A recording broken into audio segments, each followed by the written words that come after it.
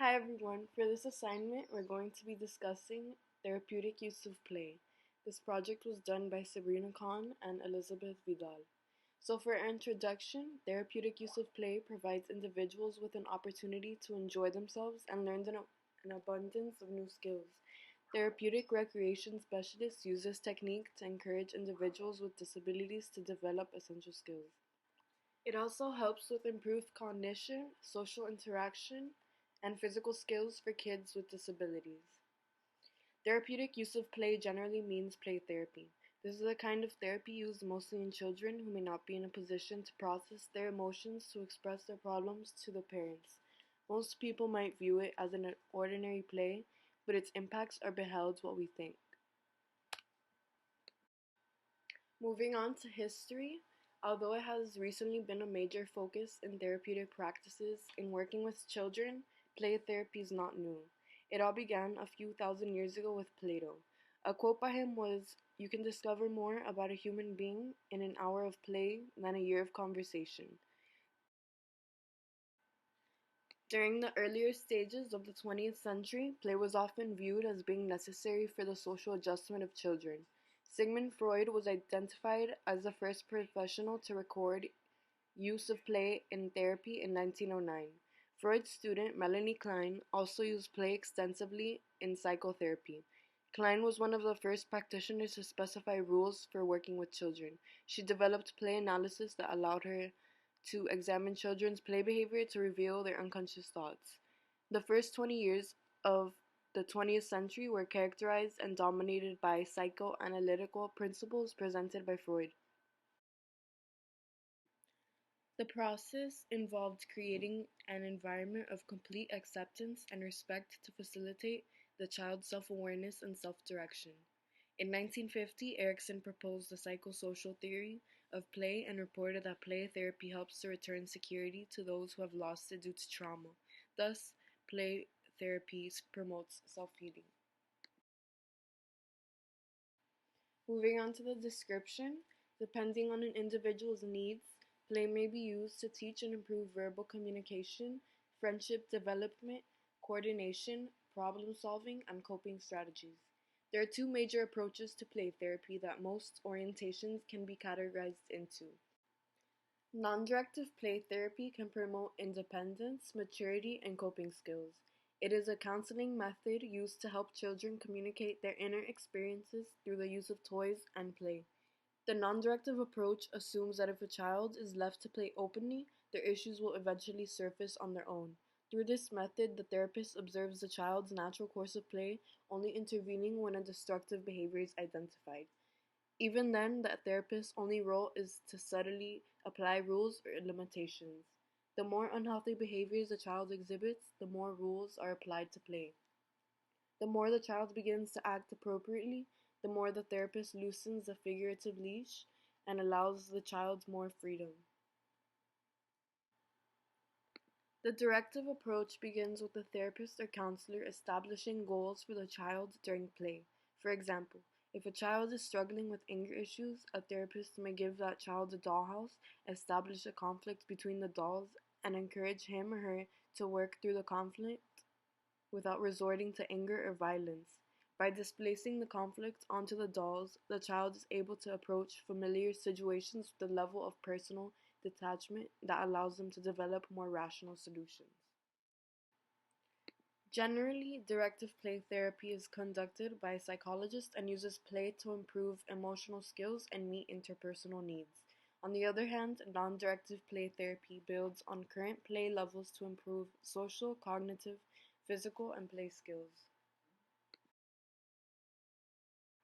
The purpose of play therapy is that it reduces anxiety about traumatic events in the child's life, facilitates a child's expression of feelings, promotes self-confidence and a sense of competence, develops a sense of trust in self and others, defines healthy boundaries, creates or enhances healthy bonding in relationships, enhances creativity and playfulness, and promotes appropriate behavior.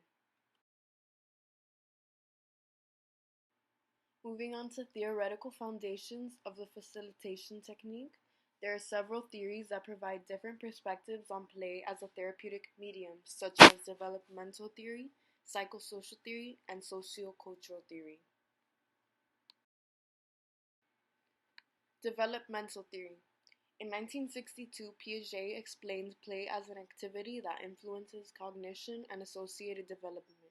He proposed that intelligence is something that grows and develops through a series of stages: the sensorimotor stage, the preoperational stage, and the concrete operations stage.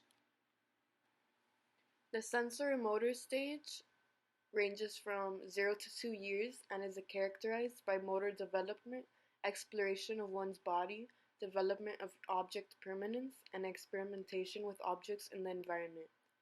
Next, the preoperational stage ranges from 2 to 7 years, is characterized by development of language and socialization behaviors. Finally, the concrete operations stage, which ranges from 7 to 11 years, is characterized by development of logical operations.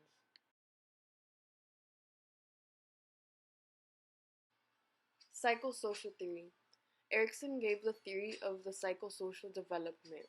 Psychosocial development is a personality that's developed from what a person learns from a social interaction.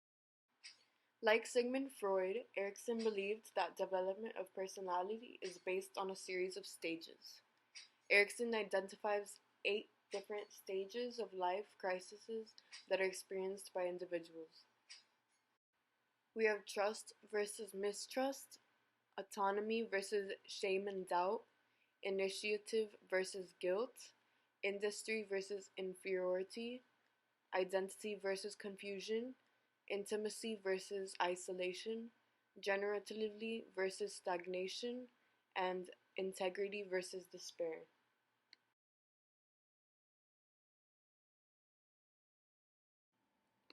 Also, according to Erikson, play is divided into 3 spheres: autosphere, which is responsible for autocosmic play that occurs during the first life crisis; microsphere, which focuses on the small world of manageable toys; and lastly, macrosphere, which is characterized by the world shared with others. Sociocultural theory. Sociocultural theory is an emerging theory that grew from psychologist Lev Vygotsky that looks at the important contributions that society makes to individual development.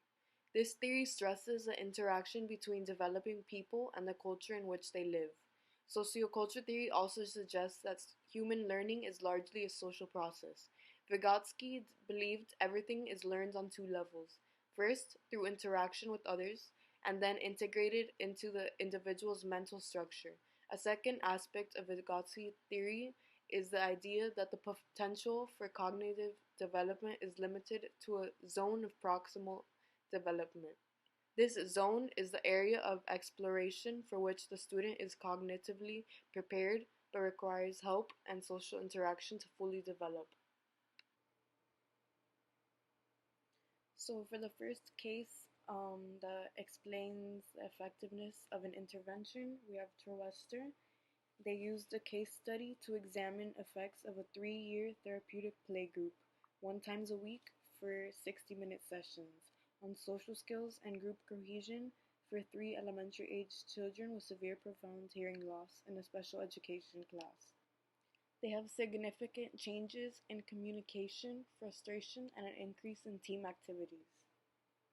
So our second case is Dugan and colleagues. They studied effects of play therapy on a 4 and a 9-year-old child affected by post-traumatic stress disorder as a result of Hurricane Katrina. They had weekly play sessions from 45 to 50 minutes, and they revealed signs of development such as playing in the water, less aggressive behavior, and a desire to sleep alone. Lastly, we have the case of Bollinger and Langevin, which used a pre- and post-test design to examine effects of a 12-week group play therapy on social skills of 5-year-old boys with either oppositional defiant behavior, attention deficit hyperactivity disorder, over anxiety disorder, or avoidant behavior.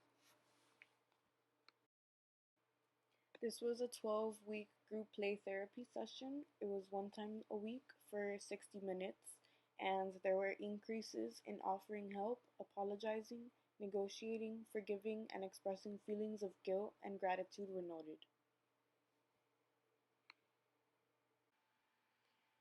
Moving on to implementation exercises, the activity we're going to be doing is called Therapeutic Use of Ball Play. In this activity, a group takes turns throwing around the ball. Whenever someone catches the ball, they have to share something that makes them happy. The first step of the activity is to introduce yourself to the other players.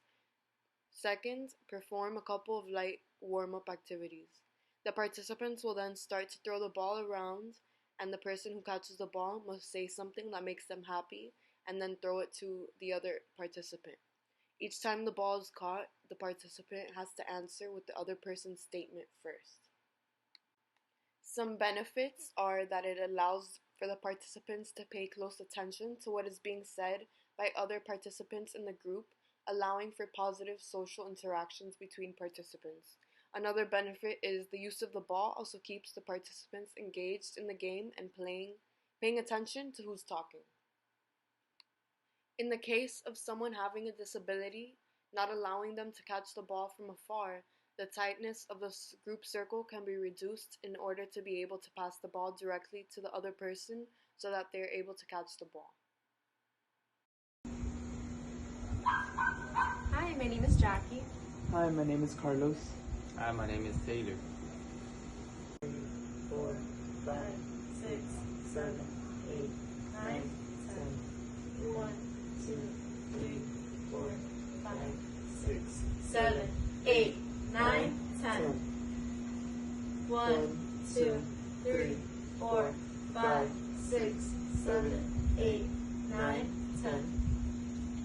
1, 2, 3, 4, 5, 6, 7, 8, 9, 10.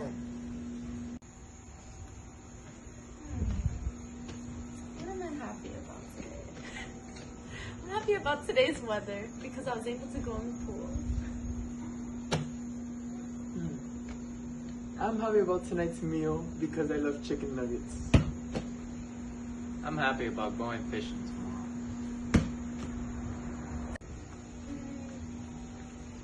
I'm happy about today's weather because I was able to go in the pool today.